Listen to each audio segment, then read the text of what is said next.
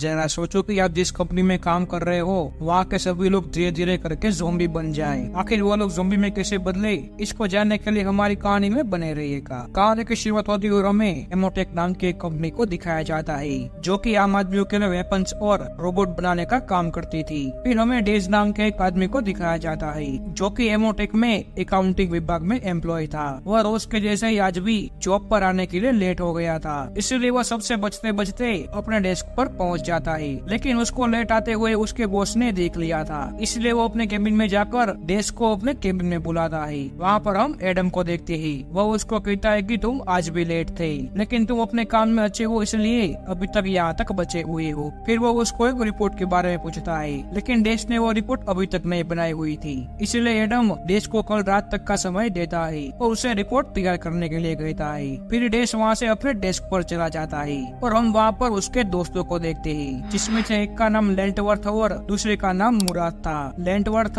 Desk से पूछता है कि क्या तुम्हें उन लोगों ने जॉब से निकाल दिया है, लेकिन डेस्क से कहता है कि नहीं, मुझे तो ऐसा नहीं लगता। फिर लेंटवर्थ उसे कहता है कि हमारी दूसरी ब्रांच में उन लोगों ने बहुत सारे लोगों को जॉब से निकाल दिया है, इसलिए मुझे लगता है कि यहाँ से भी वो लोग किसी न किसी को जॉब से निकालेंगे। तभी वहाँ पर निकोलस नाम का एक आदमी आता है जो दरअसल एडम का साला था। वो वहाँ पर लेंटवर्थ को चिढ़ाते हुए कहता है कि यहाँ पर सबसे बुरे तुम ही हो, इसीलिए वो लोग तुम्हें ही सबसे पहले निकालेंगे। यह सुनकर मुराद को गुस्सा आ जाता है और वो उसको अपना काम करने के लिए कहता है, लेकिन तभी एडम लेंटवर्थ को अपने केबिन में बुलाता है, इसीलिए लेंटवर्थ एडम से मिलने के लिए चला जाता है। तभी डेस्क को मार्कस का फोन आता है और उसे मिलने के लिए बुलाता है। जब वो उसको मिलने के लिए जा रहा था तभी उसकी मुलाकात बॉब और उसकी टीम से होती है। वो लोग सेल्स को बढ़ाने का काम करते थे। फिर वहाँ से हम कॉल सेंटर को देखते हैं और फिर लास्ट में हम मार्कस को देखते हैं। मार्कस दरअसल नए वेपन्स और रोबोटों का ट्रायल किया करता था। वो डेस्क से कहता है कि हमने 1 महीने पहले तुम्हें एक ऑर्डर पास करवाने के लिए एप्लीकेशन भेजा था और तुमने उसको रिजेक्ट क्यों किया।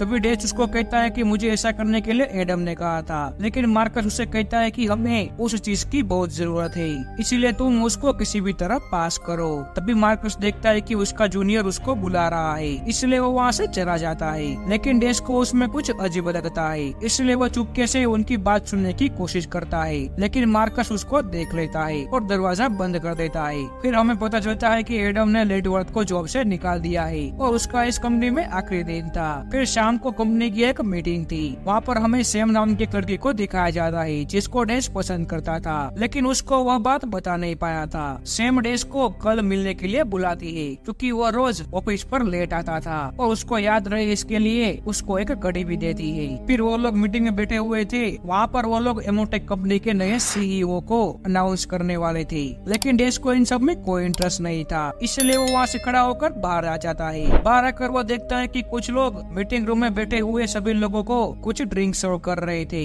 लेकिन वो उस पर ज्यादा ध्यान नहीं देता। फिर अगले दिन जब वो ऑफिस पर आता है तब हम देखते हैं कि वहाँ पर बहुत सारे लोग मरे पड़े हुए हैं और दीवारों पर बस खून ही खून है, लेकिन डेस्क इन सब से अनजान अपने ही धुन में था। फिर एडम उसको कॉल करके रिपोर्ट्स लाने के लिए बुलाता है, लेकिन डेस्क देखता है कि उस रिपोर्ट में बहुत सारी स्पेलिंग मिस्टेक थी, लेकिन फिर भी वो उस रिपोर्ट को प्रिंटिंग करवा कर एडम के पास ले जाता है। लेकिन हम देखते हैं कि एडम कुछ अजीब हरकतें कर रहा था। डेस्क वहाँ पर उस ड्रिंक को भी देखता है जो वो लोग मीटिंग रूम में दे रहे थे। फिर जब डेस्क उसके टेबल के बाजू में देखता है तो वहाँ पर एक आदमी मरा पड़ा हुआ था और उसके पीठ पर बहुत सारे पेंसिल घुसी हुई थी। यह देखकर डेस्क डर जाता है, लेकिन तभी एडम उसके पास आकर उसको उठाकर बाहर फेंक देता है। लेकिन बाहर भी सभी लोग ज़ॉम्बी में बदल चुके थे, इसलिए वो लोग डेस्क को देखकर उसको मारने के लिए उसका पीछा करने लगते हैं। लेकिन डेस्क किसी तरह उससे बचकर एक जगह जाकर छुप जाता है, लेकिन वह देखता है कि वहाँ पर भी एक आदमी बैठा हुआ था और वह जैसे उस ड्रिंक को पीता है कि वो भी ज़ॉम्बी में बदल जाता है और डेस्क समझ जाता है कि इस ड्रिंक को पीने की वजह से यह सब हो रहा है। तभी वो आदमी भी डेस्क पर हमला कर देता है, लेकिन डेस्क किसी तरह उस आदमी को मार देता है और वहाँ से जाने लगता है। लेकिन तभी वो अपने हाथ पर बंधी हुई घड़ियाल को देख लेता है और उसको सैम की याद आ जाती है, इसीलिए वो उसको बचाने के लिए उसके केबिन में जाता है जहाँ पर सैम कान में ईयरफोन लगाकर अपना काम कर रही थी। लेकिन डेस्क देखता है कि उसने भी, इसीलिए वो उसके हाथ से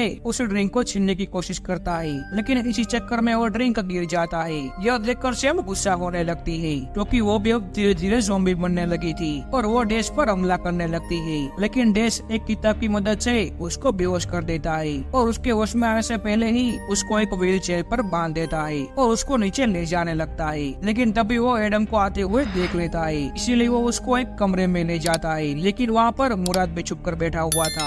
डैश उसको देखकर उसको मारने जा रहा था, लेकिन मुराद उसको कहता है कि मैंने वो ड्रिंक नहीं पिया है, इसलिए डैश भी उसको छोड़ देता है। और बाहर वो लोग देखते हैं कि एडम ज़ॉम्बीज़ की एक सेना लेकर नए सीईओ को मारने जा रहा था, क्योंकि उसने उस कंपनी को बहुत समय दिया था, लेकिन फिर भी उसको छोड़कर किसी दूसरे को सीईओ बना दिया था। दरअसल वो लोग पहले आंदोलन करने वाले थे, लेकिन उस ड्रिंक के पीने की वजह से उन लोगों की सोचने की क्षमता खत्म हो गई थी और सभी लोग आक्रामक हो गए थे। फिर उन लोगों के जाने के बाद वो लोग फिर से वहाँ से बाहर निकलने लगते हैं, लेकिन अब उन ज़ॉम्बियों ने उस जगह को घेर लिया था, इसलिए वो लोग एक केबिन में चले जाते हैं। वहाँ पर डैश खिड़की के कांच को तोड़ने की कोशिश करता है, लेकिन वो कांच उससे नहीं टूटता, क्योंकि वो पूरी बिल्डिंग बुलेट प्रूफ कांच से बनी हुई थी। और कांच तोड़ने की कोशिश करने की वजह से उस बिल्डिंग में लगा हुआ सिक्योरिटी सिस्टम ऑन हो जाता है और उस पूरी बिल्डिंग पर लोहे की दीवार लग जाती है और सारे खिड़कियां और दरवाजे बंद हो जाते हैं। लेकिन अब उनको उस बिल्डिंग से बाहर निकलने के लिए उस सिक्योरिटी सिस्टम को ऑफ करना होगा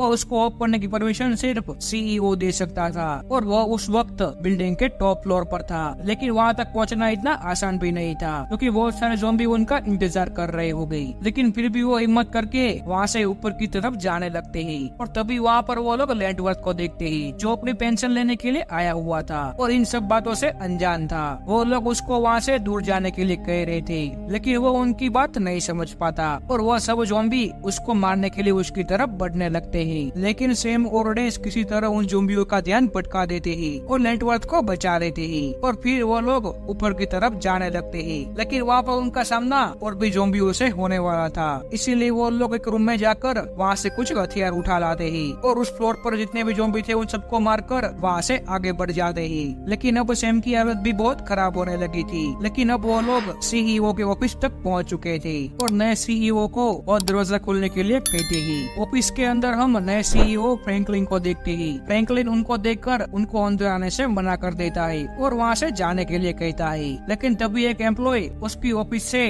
कचरा लेकर बाहर आता है और उस ऑफिस का दरवाजा खुल जाता है और वो लोग अंदर जाकर फ्रैंकलिन से उस ड्रिंक के बारे में पूछने लगते हैं। लेकिन फ्रैंकलिन उन सबको शांत होने के लिए कहता है और एक जगह बैठाता है और बताता है कि यह ड्रिंक आर्मी के लिए बनाई गई थी और इसको पीते ही हमारे आर्मी और भी मजबूत हो जाती, लेकिन इसकी जाँच करना अभी भी बाकी था। लेकिन मार्कस हमसे झूठ बोलकर इस ड्रिंक को सभी एम्प्लॉयज को पिला दिया और यह सब उसी की वजह से हुआ है। लेकिन डैश को उसमें कोई इंटरेस्ट नहीं था और वह कहता है कि मुझे सिर्फ और सिर्फ सैम की चिंता है। यह सुनकर सैम भी डैश पर लट्टू हो जाती है और फ्रैंकलिन से उस ड्रिंक का एंटीटोड मांगता है। लेकिन फ्रैंकलिन कहता है कि इस ड्रिंक का कोई भी एंटीटोड नहीं है। यह सुनकर वो उसका गला पकड़ लेता है, लेकिन फ्रैंकलिन कहता है कि तुम्हें यहाँ से बाहर निकलने के लिए मेरी ही जरूरत पड़ने वाली है, इसलिए बेहतर होगा कि तुम मेरा गला छोड़ दो।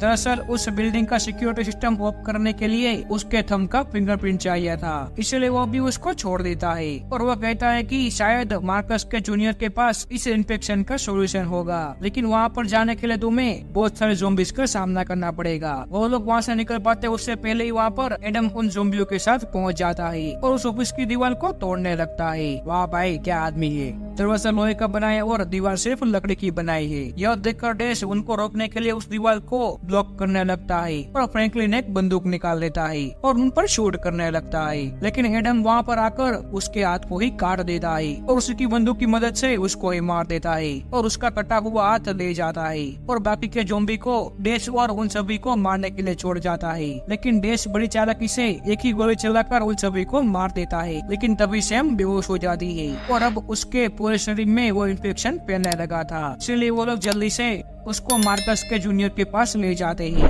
लेकिन डैश उसको देखते ही उसको मुक्का मारता है, लेकिन वो आदमी उसे कहता है कि इन सब में मेरा कोई हाथ नहीं था, बल्कि सब तुम्हारी वजह से हुआ है। और वो उसको कहता है कि हमने 1 महीने पहले तुम्हें एक चीज लाने का ऑर्डर दिया था, लेकिन तुम्हारी टीम ने उसको रिजेक्ट कर दिया और इसीलिए हमें ना चाहते हुए भी इस ड्रिंक को लॉन्च करना पड़ा। लेकिन डैश उसको सैम को चेक करने के लिए कहता है और वो देखता है कि सैम अभी भी ठीक हो सकती है, लेकिन इसके लिए उन्हें बेसमेंट में जाकर एक दवाई दवाई लानी पड़ेगी। लेकिन वहाँ पर अब एडम और उन ज़ॉम्बियों ने कब्जा कर रखा था और वह सभी लोग उस ड्रिंक को पी रहे थे। लेकिन डेस और मुराद वहाँ पर जाने का डिसाइड करते ही और उस फ्लोर पर रखे हुए सारे हथियारों को इकट्ठा करने लगते ही और नीचे बेसमेंट में पहुँच जाते ही। लेकिन नीचे एडम उनको एक कैमरे में देख लेता है और उन सभी ज़ॉम्बीज को उनकी तरफ भेज देता है। लेकिन वो लोग अपने साथ लाए हुए हथियारों की मदद से उन पर हमला करने लगते हैं और किसी तरह वो ज़ॉम्बियों को चकमा देकर उन दवाइयों को लेने में कामयाब हो जाते हैं। लेकिन एडम वहाँ पर एक रोबोट में बैठकर डेस पर मिसाइल फायर कर देता है। लेकिन वो वक्त रहते हुए नीचे गिरकर उस मिसाइल से बच जाता है। लेकिन मिसाइल की आवाज सुनकर वहाँ पर और भी ज़ॉम्बीज आ जाते हैं। लेकिन डेस मुराद को वो एडिटर देकर सैम के पास जाने के लिए बेच देता है ताकि वो आदमी उसका इलाज शुरू कर सके और खुद वहाँ पर रहकर उन ज़ॉम्बीज और